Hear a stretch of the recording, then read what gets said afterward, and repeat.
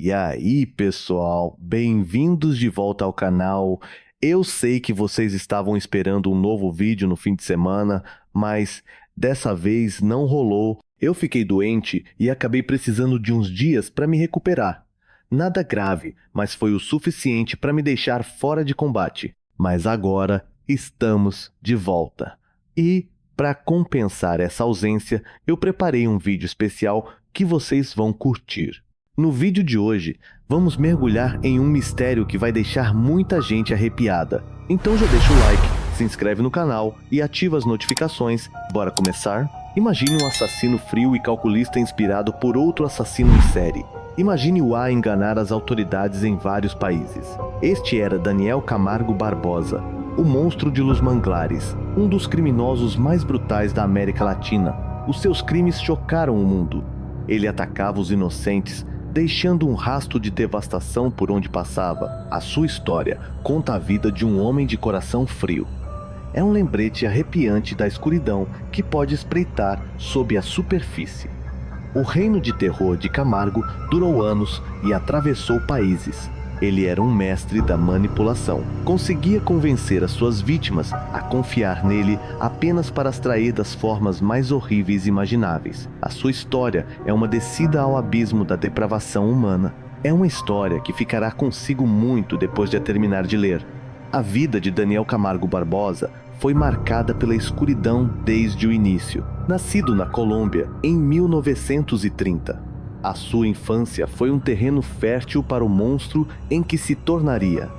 A sua mãe morreu quando ele era jovem, deixando-o aos cuidados de um pai frio e abusivo. As agressões eram comuns. O jovem Daniel vivia em constante medo. Esta educação rigorosa deixou-o emocionalmente marcado e cheio de ressentimento. Os seus primeiros anos foram marcados pela instabilidade e negligência. Ele passou por lares de acolhimento, nunca encontrando um lugar a que pertencer. As suas experiências alimentaram uma raiva profunda e uma desconfiança imensa nos outros. Esta mistura tóxica lançou as bases para os seus crimes futuros.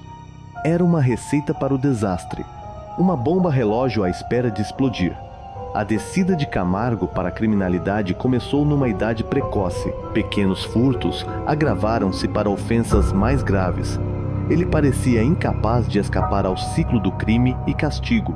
Cada passagem pela prisão apenas o endurecia mais, destruindo qualquer humanidade restante. Ele estava a ficar insensível à violência, tanto como vítima como agressor. Um momento crucial na transformação de Camargo aconteceu quando ele conheceu Esperanza. Esta mulher mais velha, já conhecida por pequenos furtos e prostituição, tornar-se-ia sua amante e cúmplice. Ela apresentou a um mundo de escuridão que ele nunca soube que existia. Esperanza reconheceu o potencial para a violência dentro dele e alimentou-o sob a sua influência. Os crimes de Camargo tornaram-se mais frequentes e mais violentos. Ele começou a visar mulheres atraído pela sua vulnerabilidade. Os seus ataques eram brutais e alimentados por uma misoginia crescente. Esperança encorajava a sua selvageria, deleitando-se com a sua maldade partilhada. Eles eram um par perigoso, alimentando-se da escuridão um do outro. A sua parceria no crime culminou numa série horrível de violações e assassinatos. Eles atacavam raparigas jovens, atraindo-as com promessas de trabalho ou dinheiro. As vítimas eram frequentemente torturadas antes de serem mortas e descartadas como lixo. A sede de sangue de Camargo crescia a cada assassinato, alimentada por um sentido distorcido de poder e controle. Em 1973, Camargo foi preso na Colômbia pelos seus crimes. No entanto, a sua prisão seria curta. Numa fuga ousada, ele conseguiu escapar e fugir para o Equador. Esta fuga marcou um ponto de viragem na sua carreira criminosa. Ele já não se contentava com pequenos crimes. Estava numa missão para infligir o máximo de dor e sofrimento possível. O Equador, um país conhecido pela sua beleza natural, tornar-se-ia o seu terreno de caça. Ele perambulava pelas ruas, atacando raparigas jovens que cruzavam o seu caminho. O seu modus operandi era arrepiante, consistente. Ele aproximava-se delas com uma atitude charmosa, muitas vezes fingindo ser um estranho a precisar de direções. Assim que ganhava a confiança delas, levava-as para uma área isolada, onde libertava a sua brutalidade. Os crimes de Camargo enviaram ondas de choque pela sociedade equatoriana. Os pais estavam aterrorizados por deixar os seus filhos fora da sua vista. A polícia estava perplexa a lutar para apanhar um assassino que parecia desaparecer no ar. Ele tornou-se um fantasma, um papão sussurrado em tons baixos. Durante anos, Camargo evitou a captura, mudando-se de cidade em cidade, deixando um rastro de corpos. No entanto, a sua sorte acabou. Em 1986, ele foi preso em Quito, Equador, depois de ter sido ligado ao desaparecimento de várias raparigas jovens. A sua captura foi motivo de celebração e alívio em todo o país. Uma vez sob custódia, Camargo confessou seus crimes com uma frieza arrepiante.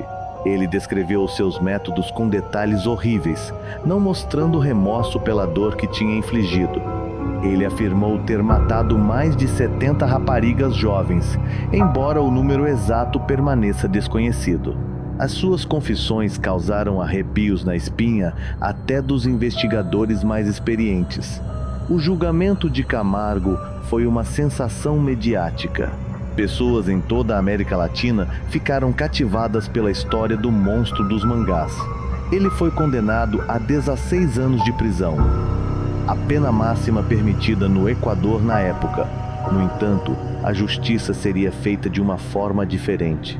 O que levou o Daniel Camargo Barbosa a cometer atos tão horríveis? Os psiquiatras que o examinaram pintaram o quadro de um indivíduo profundamente perturbado. Diagnosticaram-no com uma perturbação de personalidade grave, caracterizada pela falta de empatia, remorso e uma profunda incapacidade de formar relacionamentos significativos. A sua infância problemática, juntamente com as suas primeiras experiências com a violência, tinham deformado a sua psique de forma irreparável. Alguns especialistas acreditam que os crimes de Camargo foram alimentados por um desejo de poder e controle. Ele visava especificamente raparigas jovens e vulneráveis, porque eram fáceis de dominar. Os seus atos de violência eram uma forma de exercer o seu domínio e sentir uma sensação de controle num mundo onde se sentia impotente. Os seus crimes deixaram uma cicatriz na região, instilando medo nos corações dos pais e lançando uma longa sombra sobre as vidas das famílias das suas vítimas. As comparações com outros assassinos em série infames são inevitáveis. Tal como Ted Bundy, Camargo era conhecido pelo seu carisma e capacidade de ganhar a confiança das suas vítimas. Tal como Pedro Lopes, o monstro dos Andes, ele atacava raparigas jovens, muitas vezes de origens humildes.